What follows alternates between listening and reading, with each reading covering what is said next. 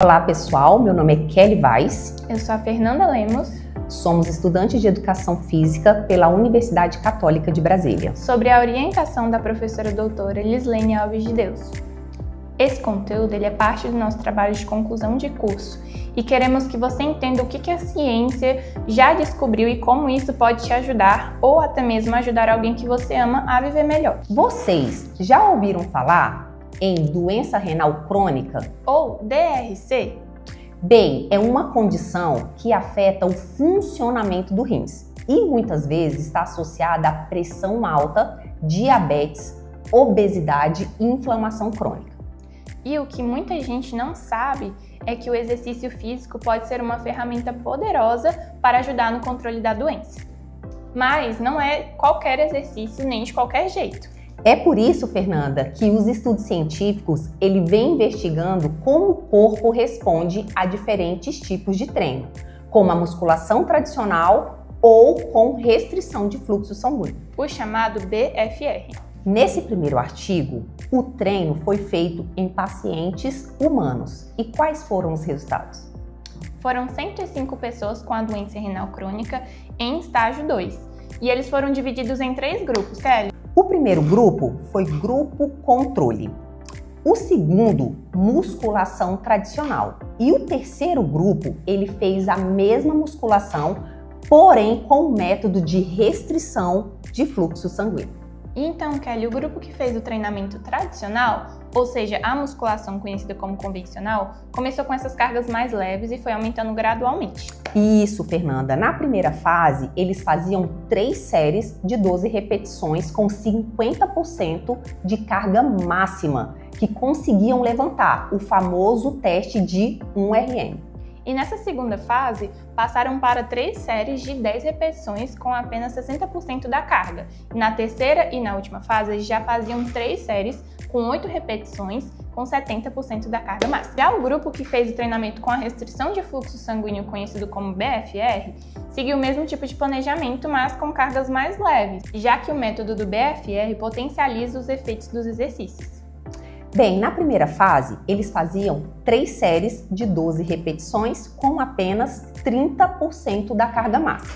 Depois, 3 séries de 10 repetições com 40% da carga.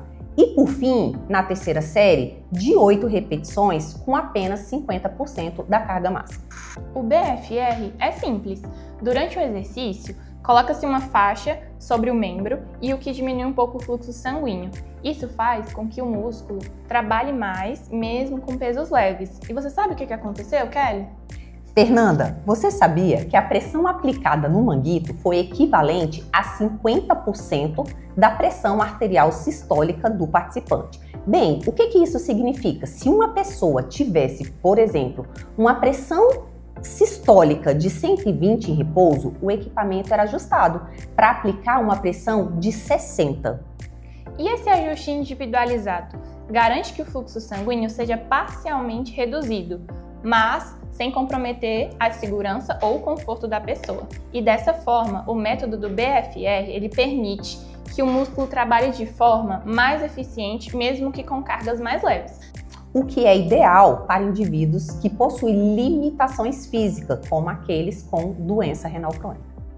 E então, como vocês podem observar no gráfico, houve uma redução na pressão arterial, melhora na força muscular, menos marcadores de inflamação e preservação da função renal. Ao olharmos para o segundo artigo, observamos que o treinamento de força com baixa carga com a restrição do fluxo sanguíneo ele preveniu o declínio da função renal. O papel do equilíbrio redox, angiotensina 1,7 e a vasopressina. O que é balanço redox e por que ele é tão importante? O balanço redox ele é como um equilíbrio químico dentro do corpo entre substâncias que protegem e outras que podem causar danos, chamadas de radicais livres. Quando esse equilíbrio está ruim, os tecidos eles se inflamam, envelhecem mais rápido e os rins sofrem. Pessoal, o segundo artigo também teve 3 grupos. Bem, o primeiro grupo ele foi dividido em treinamento resistido convencional. O segundo grupo foi aquele com restrição de fluxo sanguíneo. E o terceiro grupo foi aquele grupo controle. Bem, a duração foi de 6 meses e cada participante foi 3 vezes fazer o exercício. Então, a gente teve os seguintes resultados: a redução da pressão arterial e uma resposta pressórica ao esforço, maior tolerância ao esforço, principalmente no treinamento resistido com a restrição de fluxo sanguíneo. Teve uma maior tolerância também no treinamento resistido com a restrição do fluxo sanguíneo. Também observamos o aumento do óxido nítrico e a atividade antioxidante na angiotensina 1,7. A redução da vasopressina, a menor perda da função renal nos grupos treinados. Bem, no último artigo, pessoal, a renoproteção induzida pelo treinamento aeróbio depende da biodisponibilidade de óxido nítrico em ratos Zucker obesos. Mas então, por que o óxido nítrico ele é tão importante e como que ele ajuda no exercício físico? Bem, nesse terceiro artigo, então, que foi uma revisão científica, ele reuniu várias pesquisas para entender melhor como o exercício físico atua dentro do corpo, especialmente em relação a uma molécula chamada óxido nítrico. E como vocês podem ver, o exercício nesse estudo ele ajudou a restaurar esse equilíbrio, aumentando a produção do óxido nítrico, um composto que melhora a circulação, relaxa os vasos e protege os rins. Resultado? Bem, o resultado, Fernanda, foi o seguinte: os ratinhos que se exercitaram, eles tiveram melhora na função renal, menos inflamação e menor pressão arterial. Então, os pesquisadores eles trabalharam com os ratos que tinham obesidade e a diabetes, condições muito parecidas com os que vemos em pessoas com risco de doença renal crônica. Bem, eles queriam saber o quê? Como o exercício de periodização pode ajudar os rins desses animais. Pessoal, o óxido nítrico ele é uma substância fundamental para manter os vasos abertos, controlar a pressão, evitar que os rins inflamem ou enrijeçam. Mas então, o que ativa essa molécula? O exercício físico regular. Bem, o estudo mostra que, ao praticar atividade física com frequência, o corpo aumenta naturalmente a produção de óxido nítrico, o que ajuda a manter o sistema renal funcionando bem. É como se o próprio corpo criasse uma defesa natural. O protocolo de treinamentos nos ratos Zucker obesos, no artigo a seguir, consistiu nos seguintes parâmetros principais. Bem, tipo de exercício foi um treinamento aeróbico em esteira. Duração do protocolo foi de 8 semanas. A frequência semanal foi de 5 dias por semana. A inclinação da esteira foi de 0% e a familiarização, os ratos passaram por 2 semanas de adaptação ao exercício, correndo de 10 minutos por dia a 60 minutos. E a intensidade máxima, na qual o lactato sanguíneo permanece estável durante o exercício. E a familiarização, os ratos passaram por 2 semanas de adaptação ao exercício, correndo 10 minutos por dia de 6 km por minuto, 6 vezes na semana. Bem, e os grupos experimentais foram quais? Ratos obesos sedentários, ratos obesos treinados, ratos obesos treinados com inibição da síntese do óxido nítrico por LNM e o grupo controle magro sedentário. E então esse protocolo ele foi planejado para testar os efeitos do exercício aeróbico sobre os parâmetros metabólicos, inflamatórios, morfológicos e de estresse oxidativo renal em condições com e sem a disponibilidade do óxido nítrico. Mas então, Kelly, vamos recapitular tudo que a gente já viu por aqui? Sim, vamos lá. O exercício físico ele é uma ferramenta segura e poderosa no controle da doença renal crônica. Mesmo exercícios leves, com a restrição do fluxo sanguíneo, eles podem trazer benefícios enormes para os rins. Bem, a prática regular ativa mecanismos naturais no corpo, como o óxido nítrico, que melhora a circulação, reduz as inflamações e ajuda a manter a função renal. E Kelly, sabe qual é o mais importante de tudo isso? Ah, sei sim, Fernanda. Tudo isso já está comprovado pela ciência. Então, se você tem algum problema renal ou conhece alguém que tenha, converse com o seu médico e com um profissional de educação física. O exercício certo ele pode transformar a sua saúde. Bem, galera, muito obrigada por assistir. Se quiser saber mais sobre esse tema, acesse os links dos artigos que usamos como base para esse vídeo. Até a próxima!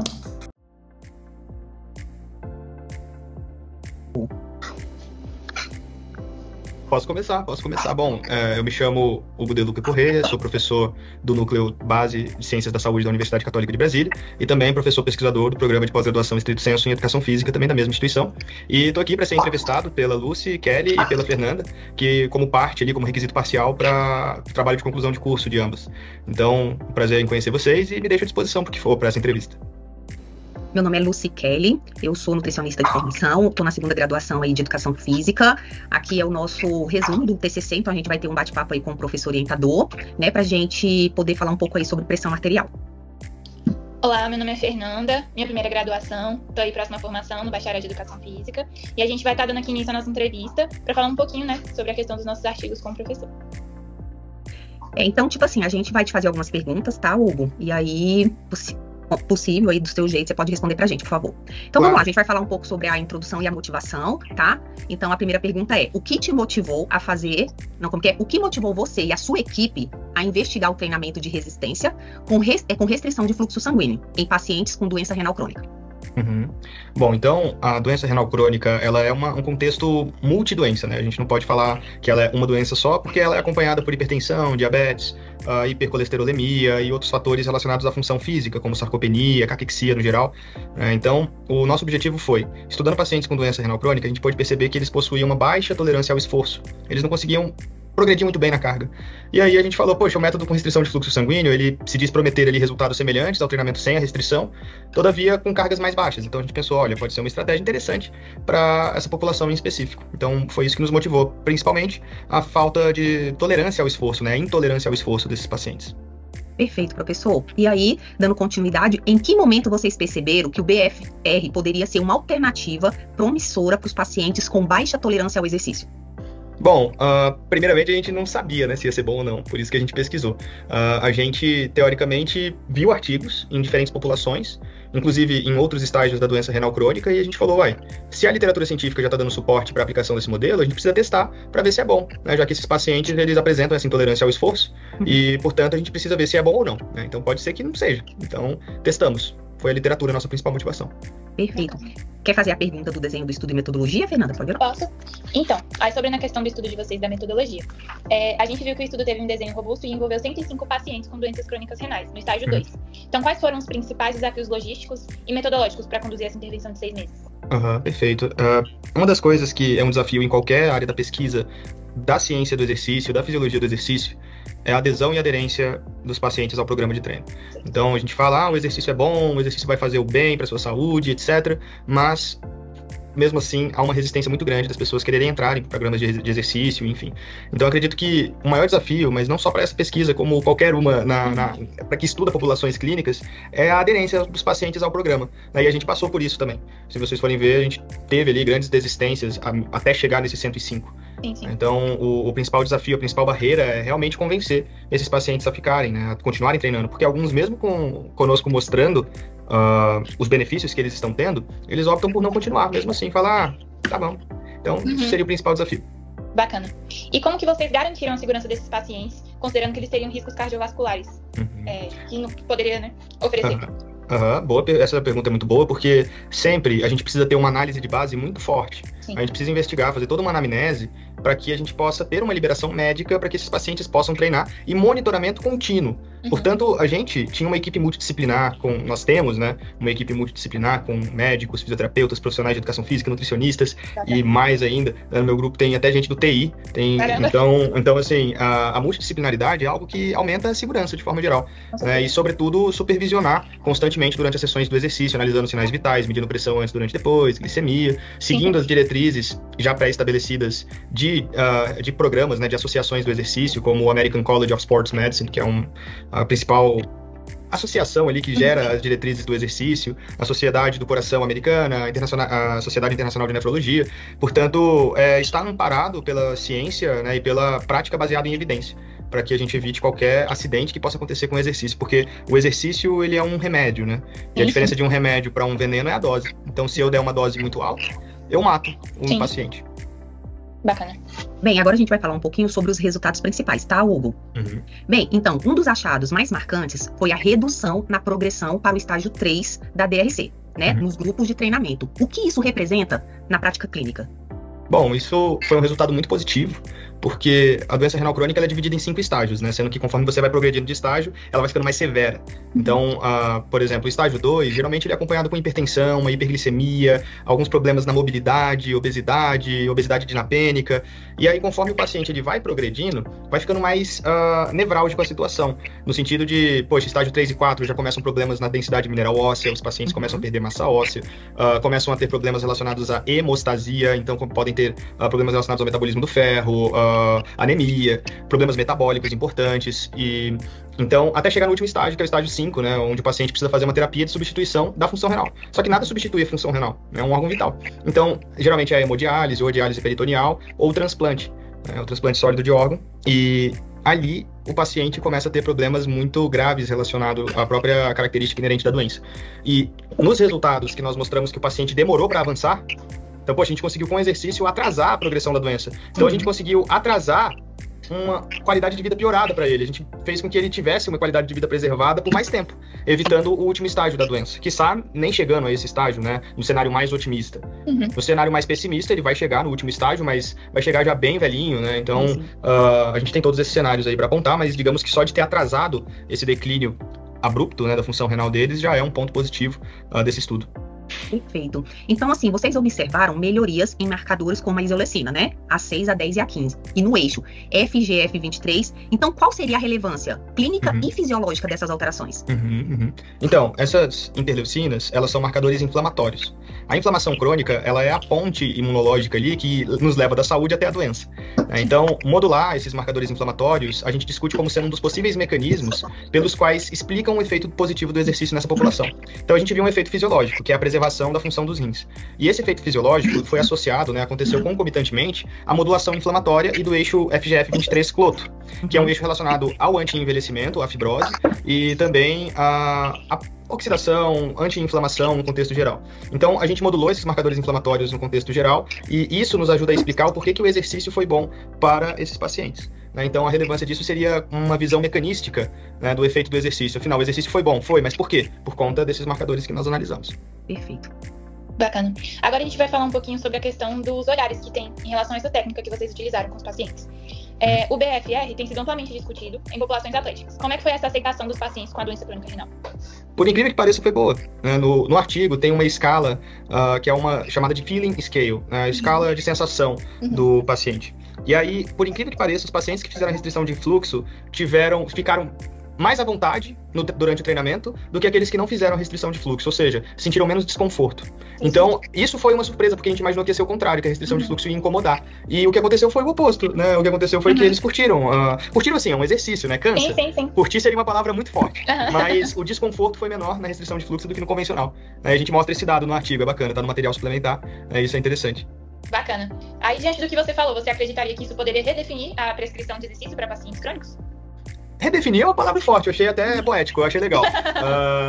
Redefinir, bom, talvez sim, a gente possa redefinir o complexo de prescrição, mas talvez adicionar.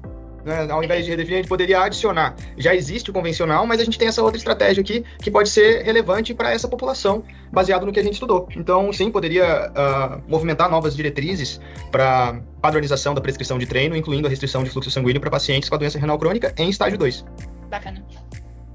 Hugo, vamos lá. Então, a gente vai falar um pouco agora sobre pesquisa translacional e os seus próximos passos, tá? Então, vocês mencionaram que parte do mecanismo foi inicialmente testado em modelos animais. E a gente viu que tem esse artigo aí, que é o nosso terceiro artigo, né? Quais outras descobertas translacionais ainda podem ser investigadas em humanos? Porque a gente viu que nos ratinhos deu certo. E em humanos? Olha, uma coisa que eu gosto de pensar tem muita ideia, né? Eu gostaria de fazer muita coisa ainda, mas em modelo animal já tem sido feito uma série de intervenções no sentido de pegar essas moléculas que o exercício modula, transformar em fármaco e injetar nos animais para ver o que acontece. E aí, nos estudos com modelo animal, tem um monte, né, já mostrando que essas moléculas que são induzidas pelo exercício têm um baita efeito modulatório ali positivo. E aí a minha dúvida é, como é que isso funcionaria em um contexto translacional?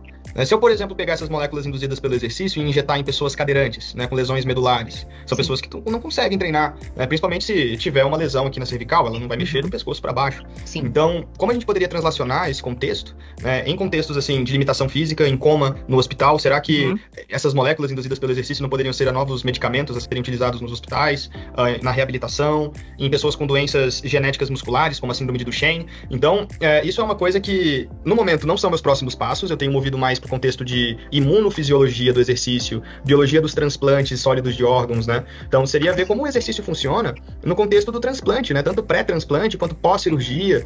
Então, aplicar o exercício de forma mais clínica, de fato, e estudando os mecanismos imunomodulatórios do exercício a nível celular. Então, eu acredito que isso poderia avançar bem na fronteira do conhecimento e contribuir muito para a evolução da ciência, sobretudo da ciência do exercício. Ótimo, perfeito. Então, assim, o que podemos esperar das próximas etapas da pesquisa? Há planos para testar o BFR em estágios mais avançados da DRC ou em pacientes dialíticos? Bom, vou dar um spoiler, né? Tem planos, nós testamos, e nos estágios mais avançados a gente ficou com um pouquinho de receio. Por que a gente ficou com um pouquinho de receio? Porque aumentou muito um fator que é pró-coagulação. Então ele pode levar a problemas tromboembolíticos, né? Trombose, etc. Sim. E aí a gente viu que o exercício com restrição de fluxo em pacientes que estão nos estágios mais avançados acaba aumentando esses fatores de pró-coagulação, né?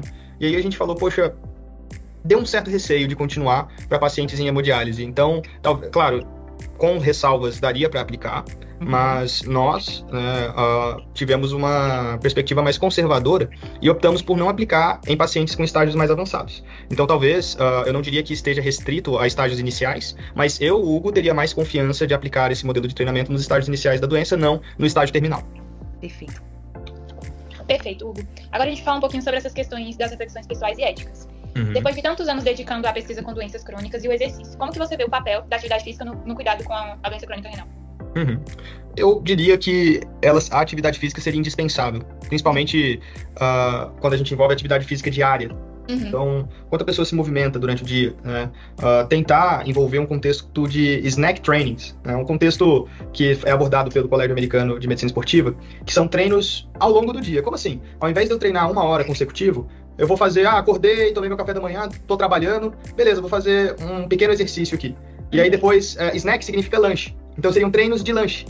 São treinos lanche, que aí você vai parar uns 15 minutinhos do seu dia, por vários períodos, né, do dia, para você fazer um pequeno treino. Então, talvez esse contexto seja algo que me faz refletir, no sentido de, poxa, isso pode beneficiar a população clínica no contexto geral, trabalhar com a ideia dos snack trainings. Então eu tenho essa perspectiva. E como foi para você, pessoalmente, acompanhar esses pacientes que, ao longo do estudo, conseguiram preservar sua função renal e melhorar a qualidade de vida? Peraí que deu uma pequena falhadinha, você pode repetir? Posso. E como foi para você, pessoalmente, acompanhar esses pacientes que, ao longo do seu estudo, conseguiram preservar sua função renal e melhorar a qualidade de vida? Putz, é gratificante, cara. É gratificante. Eu diria que a palavra seja gratificante mesmo. Pelo sentido de, cara, você tá gerando um bem maior, sabe? Você não tá só publicando um artigo. Você não tá só mostrando um resultado, analisando uma estatística. Poxa, você tá impactando na vida de alguém. Então a palavra que define é gratificante. Perfeito. Perfeito. Então a gente viu aí vários grupos, mas a gente vai falar um pouco sobre a população atlética. Então a gente sabe que BFR, né, ela é uma técnica, ela é um treinamento de resistência com restrição moderada ao fluxo sanguíneo. Perfeito, né? Mas como tem sido amplamente discutido nesse grupo atlético aí, como foi a aceitação dessa técnica em pacientes com doença renal crônica? Bom, a aceitação foi muito tranquila, não houve muito estresse, porque já havia literatura, né, já havia artigo publicado em hipertensos, em diabéticos, em síndrome metabólica. Então, no início, né, claro, sempre bate aquela insegurança, aquela incerteza do que vai acontecer, até mesmo pra gente que vai aplicar. No entanto, o termo aceitação foi bom, assim, não tivemos muitos entraves na aplicação desse modelo para essa população. Então, eu resumiria isso em algo positivo, né? Por mais que seja algo mais utilizado na população atlética, como já tinha um respaldo científico muito grande nas populações clínicas, a gente já tinha uma base para partir. Mas eu acho que se fosse o primeiro estudo da primeira população clínica, eu acho que a aceitação seria horrível. Porque eles iam perguntar assim, pô, vocês já estão querendo testar na doença renal? Começa no hipertenso, começa num paciente com síndrome metabólica, num paciente com obesidade, diabetes tipo 2. Não vai começar na doença renal crônica, meu. Tem doenças um pouco menos agressivas. Mas como já tinha respaldo científico nessas doenças menos agressivas, aí veio a calhar muito bem o contexto de aplicar na doença renal crônica como um a mais. Entendi. Perfeito, então. Tipo assim, pra gente encerrar, que mensagem você gostaria de deixar pros pacientes, profissionais da saúde e gestores públicos, que ainda não consideram o exercício físico como parte essencial do tratamento da doença renal crônica? Uhum. Bom, a minha mensagem final é que a gente consegue, com exercício, poupar não só a nossa saúde, mas a gente consegue poupar gasto, a gente consegue aumentar o contexto produtivo da nossa população brasileira, né? Então isso, se todo mundo se exercitasse, nós teríamos pessoas mais dispostas, se todo mundo comesse bem, que é uma limitação do nosso estudo, porque a gente não controlou o contexto alimentar, e a alimentação desempenha um papel fundamental, então se todo mundo fizesse seu trabalho na manutenção da saúde, se alimentando bem, treinando bem, a gente teria até um mundo mais produtivo, digamos assim, uma economia mais movimentada, uma saúde melhorada, né? Então, o contexto não é só fisiologia, o contexto é holístico mesmo. Sim. Então, treine. Sim, com certeza. Essa é a mensagem. Perfeito. Bem, então assim, só agora uma pergunta que me deixou bem curiosa também, porque a gente vai falar no estudo um pouco sobre o óxido nítrico, né? E a gente vê aí a relevância dele aí no vasodilatador e tal. A gente viu nos ratos, mas você acha que tem um efeito também nos seres humanos? Assim, e o que você também Qual é a sua visão com o extrato do suco da beterraba, por exemplo? Não, legal. O óxido nítrico, né, ele é um produto ali da L-arginina, com as enzimas óxido nítrico sintases, e um importante vasodilatador com efeito anti-inflamatório, a depender da enzima que produz, né? Então, se for a ENOS ou a N-NOS, ele vai ter um efeito anti-inflamatório, ele vai ter uma propriedade antioxidante. Eu costumo pensar no óxido nítrico como se ele fosse um pivô de muita coisa importante que acontece no nosso corpo, para falar de forma mais simples. E o exercício, ele aumenta o óxido nítrico. A gente consegue induzir o aumento de óxido nítrico com suplementação ou de formas farmacológicas. No entanto, o exercício é uma forma não farmacológica para a produção do óxido nítrico. No contexto do suco de beterraba, é uma intervenção bem interessante, por exemplo, utilizar o extrato de suco de beterraba como uma via, né, desses nutracêuticos para poder aumentar a biodisponibilidade do óxido nítrico e ter esse efeito positivo do óxido nítrico. Então, eu acredito que possa ser, de fato, uma estratégia conveniente para aumentar o óxido nítrico e termos os benefícios do NO, né, do óxido nítrico para a nossa saúde. Perfeito. Primeiramente, quero te agradecer muito aí pela nossa entrevista, foi muito relevante, foi bem gratificante também, e quero te agradecer muito também por você ter nos ajudado aí. Imagina, eu que agradeço. Faço da Pablo daquele as minhas. Maravilha, eu que agradeço.